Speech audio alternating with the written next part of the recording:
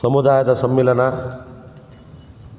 ನಮ್ಮ ದೊರೆಗಳಿಗೆ ನಮನ ಅನ್ನೋ ಒಂದು ಸ್ಲೋಗನ್ ಅಡಿಯಲ್ಲಿ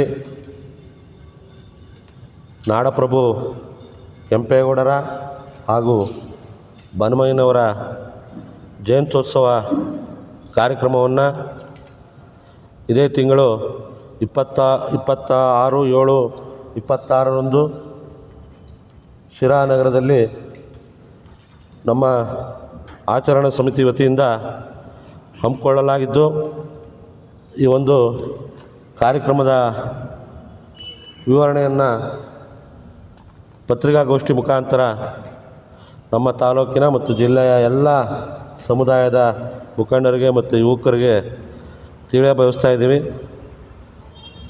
26ನೇ ಭಾನುವಾರ ಬೆಳಗ್ಗೆ 10 ಗಂಟೆಗೆ ಕೆಂಪೇಗೌಡ ಮತ್ತು ಬನಮಯ್ಯನವರ ಪುತ್ಥಳಿಗಳನ್ನು ಮೆರವಣಿಗೆ ಮೂಲಕ ಹಲವಾರು ವಾದ್ಯಗೋಷ್ಠಿಗಳು, ಕಲಾ ತಂಡಗಳು ಎಲ್ಲ ಜೊತೆ IB ಸರ್ಕಲಿಂದ ಮೆರವಣಿಗೆ ಜಾಥಾ ಶುರುವಾಗಿ ಕಲ್ಯಾಣ ಮಂಟಪ ತಲುಪಿ, ಕಲ್ಯಾಣ ಮಂಟಪದಿಂದ ಬಸ್ ಸ್ಟ್ಯಾಂಡಿಂದ ಇದೇ ರಂಗನಾಥ ಕಾಲೇಜಿಗೆ ಮೆರವಣಿಗೆ ಜಾಥಾ ತಲುಪಲಿದ್ದು, ಅದಕ್ಕೆ ನಮ್ಮ ತಾಲೂಕಿನ ಮತ್ತು ಜಿಲ್ಲೆಯ ಎಲ್ಲ ಮುಖಂಡರುಗಳು ಭಾಗವಹಿಸಲಿದ್ದಾರೆ.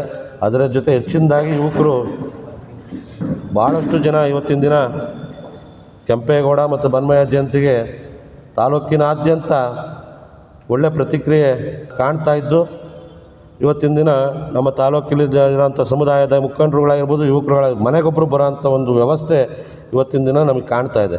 ಹಿಂದೆ ನಾವು ಯಾವ್ದಾದ್ರು ಕಾರ್ಯಕ್ರಮ ಮಾಡಿದಾಗ ಊರಿನ ಹಿರಿಕರಿಗೆ ಮಾತ್ರ ಒಂದು ಇನ್ವಿಟೇಷನ್ ಆಗಲಿ ಪತ್ರಿಕೆಯನ್ನಾಗಲಿ ತಲುಪಿಸೋಂಥ ಕಾರ್ಯಗಳನ್ನ ಹಿಂದೆ ಮಾಡ್ಕೊಂಬರ್ತಾಯಿದ್ರು. ಆದರೆ ಈ ಸರಿ ನಮ್ಮ ಸಮಿತಿಯವರೆಲ್ಲ ಸೇರಿ ಅವನೊಬ್ಬ ಬಡವ ಇರ್ಬೋದು, ಒಬ್ಬ ರೈತ ಇರ್ಬೋದು, ಒಬ್ಬ ಸಾಮಾನ್ಯ ರೈತನ ಮಗನ ಮನೆಗೂ ಕೂಡ ಒಂದೊಂದು ಇನ್ವಿಟೇಷನ್ನ ತಲುಪಿಸೋವಂಥ ಕಾರ್ಯನ ಪ್ರತಿಯೊಬ್ಬ ನಮ್ಮ ಸಮಿತಿ ಸದಸ್ಯರು ಇವತ್ತಿನ ದಿನ ಮಾಡಿದ್ದಾರೆ. ಹಾಗಾಗಿ ನಾನಾದರೂ ಹೇಳೋದಾದರೂ ಇಷ್ಟೇ, ಇವತ್ತಿನ ದಿನ ಭಾಳಷ್ಟು ಜನ ಮುಖಂಡರುಗಳು ಇವತ್ತಿನ ದಿನ ಕಾರ್ಯಕ್ರಮಕ್ಕೆ ಭಾಗವಹಿಸ್ತಾರೆ. 1 ಗಂಟೆಗೆ ಇಲ್ಲಿ ಇದೇ ಸಂಘದ ಆವರಣದಲ್ಲಿ, ಕುಂಚಿಡಿ ಸಂಘದಲ್ಲಿ ಒಂದು ಸಭೆ ಕೂಡ ಆಗುತ್ತೆ. ಆ ಸಭೆಯಲ್ಲಿ ನಮ್ಮ ಸಮುದಾಯದ ಮಠಾಧೀಶರುಗಳು ಕೂಡ ಆಶೀರ್ವಚನ ನೀಡಲಿದ್ದಾರೆ. ಅದೇ ರೀತಿ ನಮ್ಮ ತಾಲೂಕಿನ ಶಾಸಕರುಗಳು, ಜನಪ್ರತಿನಿಧಿಗಳು ಎಲ್ಲರೂ ಕೂಡ ಈ ಕಾರ್ಯಕ್ರಮದಲ್ಲಿ ಭಾಗವಹಿಸಲಿದ್ದಾರೆ.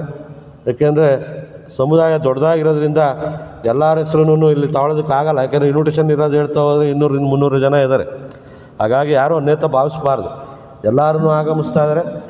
ಹಾಗಾಗಿ ಕಾರ್ಯಕ್ರಮ ಯಶಸ್ವಿಗೊಳ್ಳೋದಕ್ಕೆ ತಮ್ಮೆಲ್ಲರ ಸಹಕಾರವನ್ನು ಈ ವೇದಿಕೆ ಮುಖಾಂತರ ಕೋರ್ತಾ ಇದ್ದೀವಿ.